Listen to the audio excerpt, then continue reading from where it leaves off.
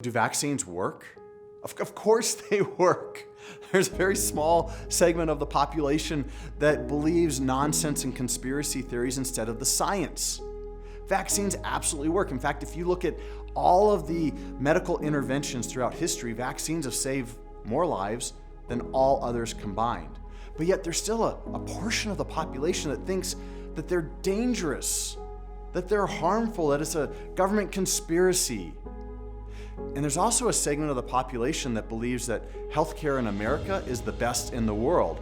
Completely uneducated point of view, by the way. If you do any sort of Google search comparing American healthcare to any other wealthy industrialized nation, we're kind of last.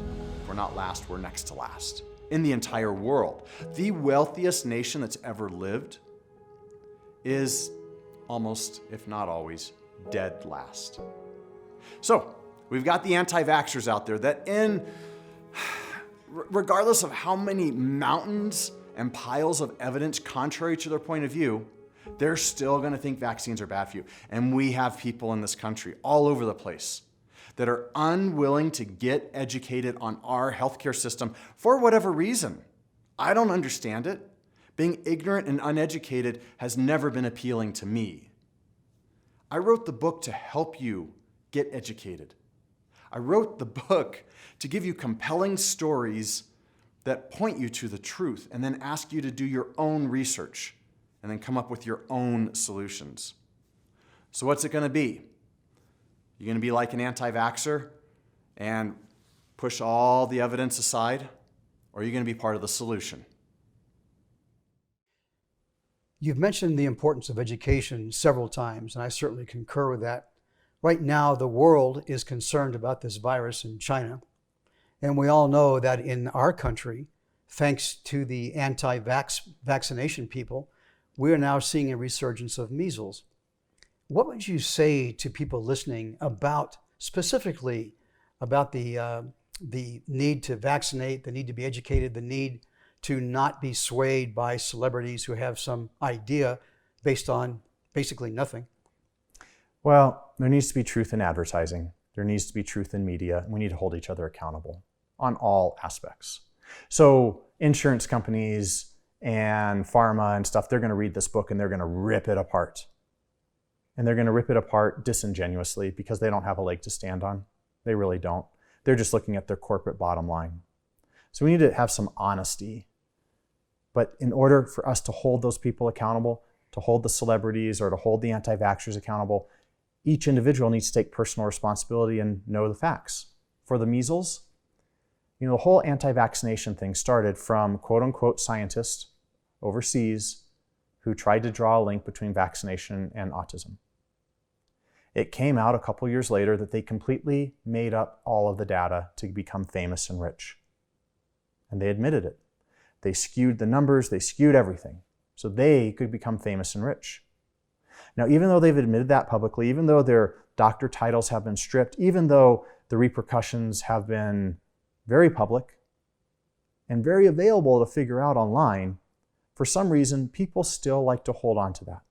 Now, you're not going to be able to go to an anti-vaxxer and change their mind because they're not rational, reasonable people, because if they were, they would have looked at the data.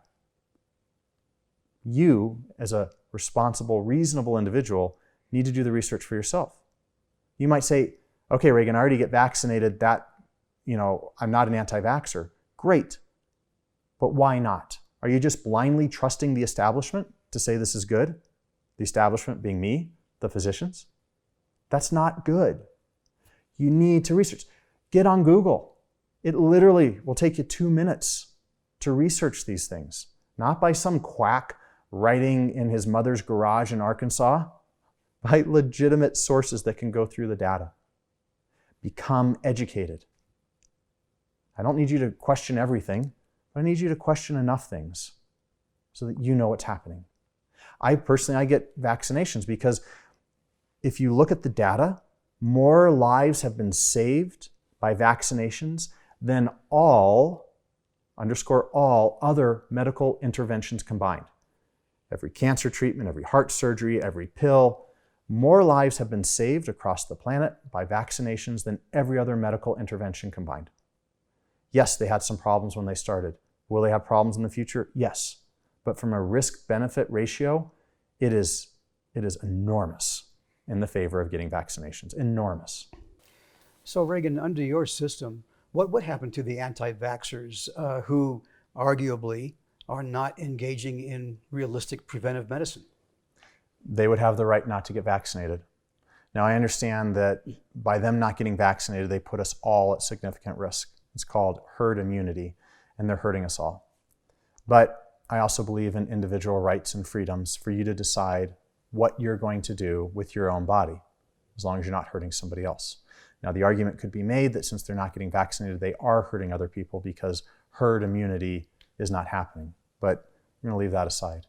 Under my system, if people didn't want to get vaccinated, they would just have to sign over that if they have complications from any of these diseases that they're going to get or could get because they're not getting vaccinated, that is 100% on them. The cost of treatment is 100% on them. It's kind of like the smoker who doesn't want to quit smoking. You don't have to have Medicare if you don't want it when you're 22 or 23. You can say, no, I don't want it. In fact, you can even write off later on in life, saying when I'm 65, I don't want it either. If you want to write off when you're 65 and not want it, you'll still pay your normal tax because you're part of this country for regular Medicare. But you then sign off all of your rights to healthcare after 65. It's all on you. So if people want rights and freedoms, my plan gives them more. You decide, are you going to pay for everything yourself and hold yourself accountable? Then do it. If you want to keep smoking, keep smoking. If you want to stay in the system, you're going to pay more for that because it's going to cost more. If you want to get out of the system, you're out of the system. But then things like free emergency room care for everybody has to be treated, you're out of that as well. We have to start taking personal responsibility. And people are going to say, well, Reagan, if you do this, then, what happens when the person's 68 years old and they need medical care and they change their mind? Well, I'm sorry, they made their choice. In America, we feel like we're entitled for everything for free. We feel like everybody else should pay our burden. Those are not the ideals this great country was founded on. Our country was founded on representation, adequate representation. Right now, the healthy do not have adequate representation. And the unhealthy, due to selfish choices, are stripping the healthy of the healthcare that they need in the future because the system is collapsing. Personal responsibility. You don't want to get vaccinated, fine. But whatever repercussions happen on that, that is on you, not on society.